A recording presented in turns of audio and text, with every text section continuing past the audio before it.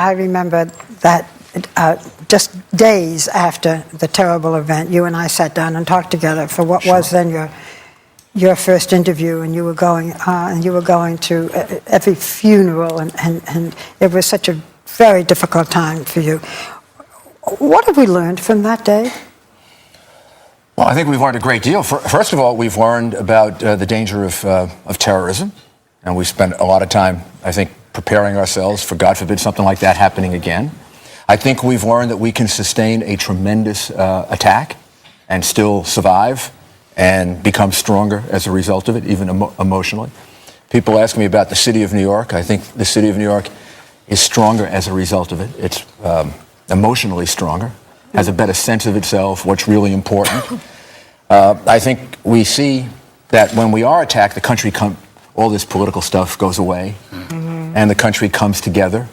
We had 4 or 5 months of that, and people say, well, why did it stop? Well, because things went back to normal. But the reality is, when this country has to come together, it does.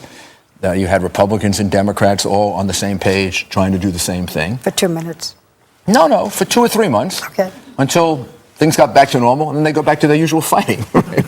But, there's something natural about that. Republicans and Democrats disagree with each other. So unless there's a national crisis, they should be. That's what democracy is about. They should be debating what they disagree about. But when some outside enemy attacks us, well, then we should get together and make sure we respond to it in the right way. Mayor Giuliani, you had a lot of strength on that day, and you said that your father's words got you through the crisis. What were those words of your father? Well, my father taught me when I was very young, for reasons I can't quite understand, if you're ever in an emergency, remain calm.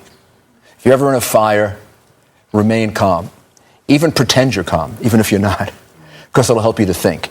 It'll help you to think your way out of it. If you get very emotional, if you get very upset, you'll tend to not be able to see the exits that are open, and it'll cloud your ability to think clearly. And somehow, right away, that came back into my mind when I realized how bad it was, which wasn't until I got there and got below the North Tower and saw not just the tremendous fires, but I looked up and I saw a man throwing himself out of the window.